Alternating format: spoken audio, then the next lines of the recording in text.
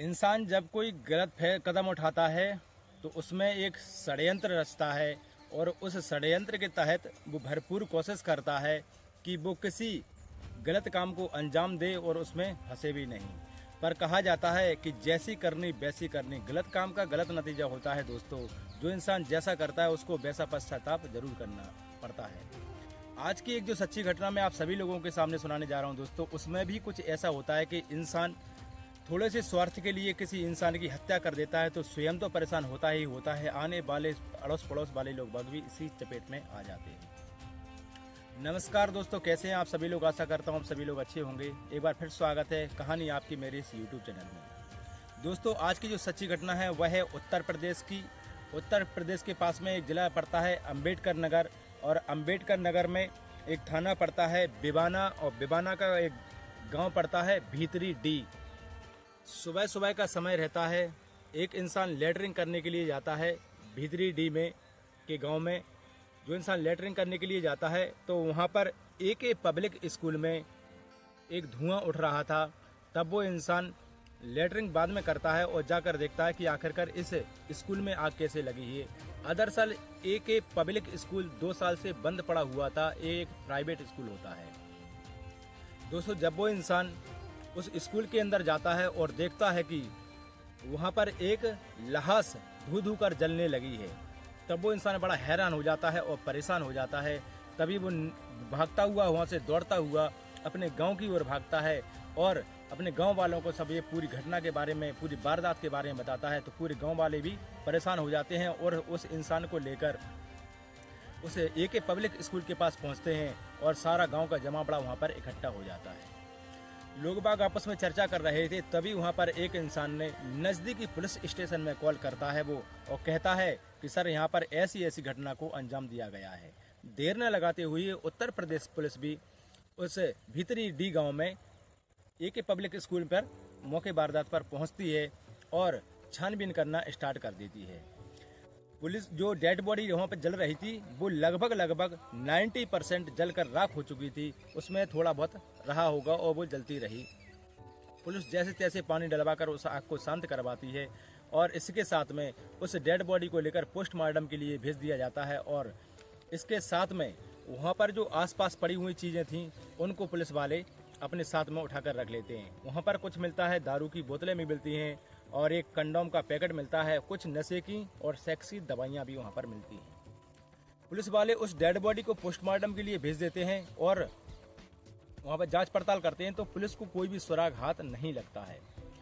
Police काफ़ी परेशान हो जाती है और लेकिन जिद पर भी उतर आती है कि आखिरकार हमें इसका केस का खुलासा जरूर करना है।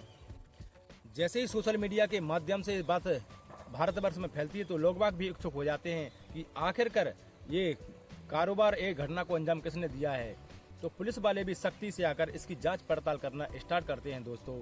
तभी वहां पर पुलिस को कोई सुराग नहीं मिलता है और वहां पर जो दारू की बोतल, जो सेक्स की गोलियां और कंडोम का पैकेट मिला था तो उन पर भी कुछ भी कार्रवाई नहीं कर पाती है पुलिस। उनमें से जो कंडोम का पैकेट रहता है उसको पुलिस वाले ले लेते हैं अपने साथ में और उसकी जो कंपनी रहती है उसको जांच पड़ताल में लग जाते हैं। तभी वो वहाँ के नज़दीकी मेडिकलों पर जाते हैं जहाँ पर एक कंडोम मिल जाता है।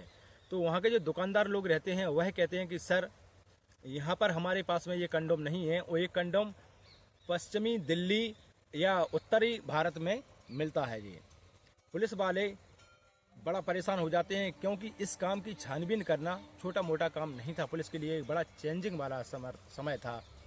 पुलिस वाले भी हार मानने वाले नहीं थे। तभी उन्होंने उस समय उत्तरी भारत, उत्तर प्रदेश में कुछ पश्चिमी दिल्ली से आए हुए नंबरों को ट्रेस्ट करना स्टार्ट किया CDR द्वारा। तो उसमें से 21 नंबर पाए गए और 21 नंबर वाले लोगों को उनको अरेस्ट कर लिया गया। उनमें से 4 लोगों को के नंबर पाए जाते हैं जो कि भीतरी डी गांव में एक्टिवेट पाए जाते हैं उस समय। पुलिस बकाया के 16 लोगों को, 17 लोगों को छोड़ देती है और 4 नंबरों की तलाश करती है। पुलिस जैसे ही 4 नंबरों की तलाश करती है तो एक नंबर पर पहले कॉल किया जाता है तो नंबर स्विच ऑफ जाता है, और दूसरे नंबर पर कॉल जाता है तो एक लेडीज उस नंबर पर उठाती है और पुलिस वाले उससे पूछते हैं कि नंबर किसका है और कहाँ से बोल रही हैं। तो वो बताती है कि मैं यहाँ की रहने वाली हूँ वो पूरा एड्रेस बताती है पुलिस वालों को। पुलिस वाले वहाँ पर उस लेडीज़ के पास पहुँचते हैं और जांच पड़ताल करते हैं कि ये इंसान कौन है। तभी वो लेडीज़ चारों के नाम बताती है। इनमें से एक का नाम रहता है इरफान, दूसरे का जावेद, तीसरे का मोहम्मद अली। 3 इंसान रहते हैं। तीनों को पुलिस बुलाती है अपने पास में उस लेडीज़ की तहरीर पर और तीनों को अरेस्ट कर लेती है, उनसे पूछताछ करती है। तभी पुलिस वाले उस हत्या के बारे में उसके बारे में पूछते हैं उनसे कि तुम्हारा मोबाइल नंबर इस समय इस मृत्यु घटना के स्थल पर क्या कर रहा था, एक्टिवेट क्यों था। तभी वो लोग इधर उधर की बातें करना स्टार्ट कर देते हैं। पुलिस को उन पर शक हो जाता है। पुलिस वाले जैसे ही सख्ती अपनाते हैं तो वो लोग भी अपना जुर्म कबूल कर लेते हैं। दोस्तों, सच्ची घटना अब यहाँ से स्टार्ट होती है। जैसे ही जावेद, इरफान और मोहम्मद अली अपनी उस हत्या के बारे में बताते हैं, वो कहते हैं कि चौथा इंसान तुम्हारे पास कौन है जिसका ये नंबर तुम्हारे पास में पाया जाता है। दरअसल वो बताते हैं सर ये नंबर सुरेंद्र का है। सुरेंद्र कहाँ है वो लोग पूछते हैं। तभी उनमें से एक इरफान नाम का लड़का बोलता है सर ये जो इंसान जल कर मर गया है, जलाकर मार दिया गया है, उसका नाम ही दरअसल सुरेंद्र होता है। दोस्तों, जब घटना सामने आती है कि दरअसल इरफान, जावेद और मोहम्मद अली और सुरेंद्र ये चारों दोस्त रहते हैं और ये सर्कस में काम करते हैं। सर्कस में काम करते करते जो इरफान रहता है, इसकी एक बहन रहती है सोनिया। तो सुरेंद्र का अफेयर चलना स्टार्ट हो जाता है सोनिया के ऊपर, और सोनिया के ऊपर अफेयर स्टार्ट हो जाता है तो इसका पता इरफान को चल जाता है और इरफान उसको समझाता है एक बार सुरेंद्र के लिए। सुरेंद्र मानने के लिए तैयार नहीं होता है। तभी वो अपनी बहन के पास जाता है, उसकी मारपीट भी करता है, उसको घर से बाहर निकलना उसका बंद कर देता है। दोस्तों, उसकी बहन का घर से बाहर निकलना बंद तो हो जाता है, पर सोनिया उससे बात करना बंद नहीं कर देती है। इस बात की दोबारा से खबर सोनिया के भाई इरफान को लग जाती है और वो दोबारा से उससे मारपीट करता है। और तब वो सोनिया कहती है कि मैं कॉल उसको नहीं करती हूँ सुरेंद्र को, सुरेंद्र का ही फ़ोन मेरे पास में आता है। वो अपनी बहन की बात सुनकर सुरेंद्र के पास जाता है इरफान। वो कहता है कि भाई तू मेरी बहन को कॉल क्यों करता है। वो कहता है कि नहीं, मैं कॉल नहीं करता हूँ, तुम्हारी बहन ही मुझे कॉल करती है। इरफान बड़ा परेशान हो जाता है कि आखिर मैं अब समझाऊं तो समझाऊं किसे और मारूं तो मारूं किसे। बड़ा परेशान हो जाता है। तभी उसको मालूम चलता है कि सर्कस के करते दौरान जो मोहम्मद अली नाम का तीसरा लड़का रहता है, इसकी बहन से भी सुरेंद्र का अफेयर चल रहा था। तभी इरफान बड़ा परेशान हो जाता है और उसको सुरेंद्र को कुछ सबक सिखाने के लिए अपनी तैयारी करने लगता है। वह कहता है अपने छोटे भाई से जावेद से कि जावेद कि हमें इस सुरेंद्र को कुछ ना कुछ अंजाम देना है, क्योंकि अगर ये दोनों लोग नहीं माने और इसका अफेयर मोहम्मद अली की बहन से भी चल रहा है, ये अगर हमारी बहन से ही प्यार करता रहता तो कुछ ना कुछ अच्छा सोचा जाता।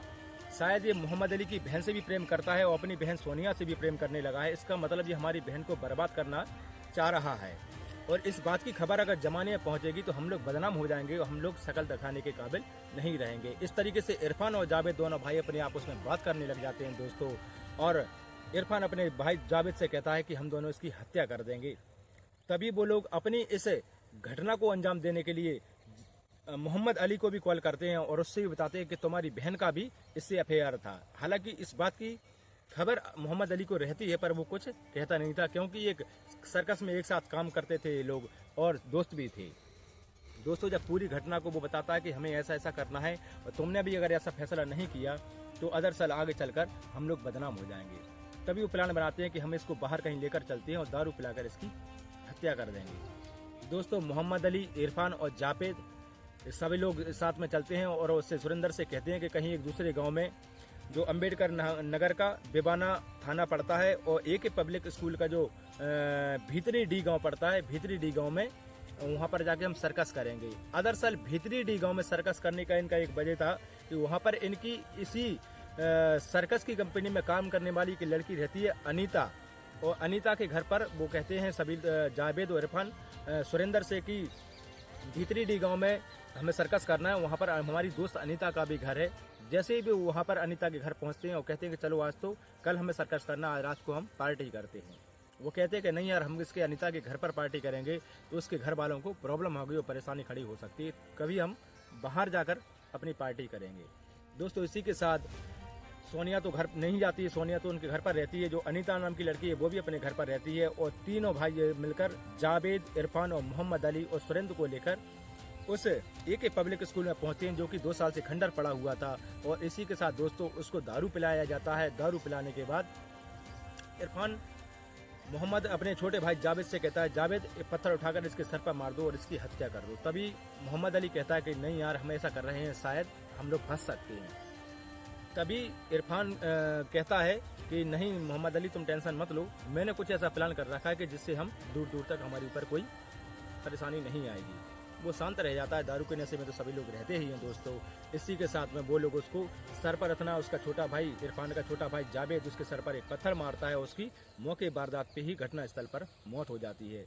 और वो लोग उस स्कूल में रखा हुआ कुछ लकड़ी के टेबल वगैरह जो भी सामान था वहाँ पर उसके ऊपर डालकर और माचिस लगाकर उसमें आग लगा देते हैं, और कंडोम की और जो सेक्स की गोलियाँ और दारू की बोतलें उसके पास में बिखेर देते हैं। वहाँ पर वो लोग चले जाते हैं। अदरअसल वो लोग भूल जाते हैं कि उसके पास में जो कंडोम और जो गोलियां डाली थी वो तीनों भाई ये भूल जाते हैं, तीनों लोग की हमारे एक फंसने का अंजाम एक कंडोम का पैकेट बन सकता है। तो ऐसा उन्होंने कभी सोचा नहीं होगा। बात वहीं पर आती है कि जो इंसान जैसा करता है उसको वैसा पश्चाताप जरूर करना पड़ता है। दोस्तों आज की ये सच्ची घटना मैंने आप सभी लोगों के सामने सुनाई है। इसको सुनाने का मेरा उद्देश्य किसी को ठेस पहुंचाने या परेशान करना नहीं है, बल्कि आपको जागरूक करना है कि इंसान अगर किसी से एक जगह प्रेम करता है तो वो ठीक है, पर किसी के साथ विश्वासघात करना और खासकर अपने दोस्तों के साथ में ऐसा विश्वासघात करना इंसान की मृत्यु का कारण बन सकता है। दोस्तों वीडियो अच्छी लगी तो इसको लाइक करना और कमेंट करना दोस्तों। और फेसबुक पर देख रहे हैं आप मेरी इस वीडियो को तो इसको फेसबुक पर फॉलो कर लीजिए, और यूट्यूब पर देख रहे हैं तो इसको सब्सक्राइब करके जरूर जाना।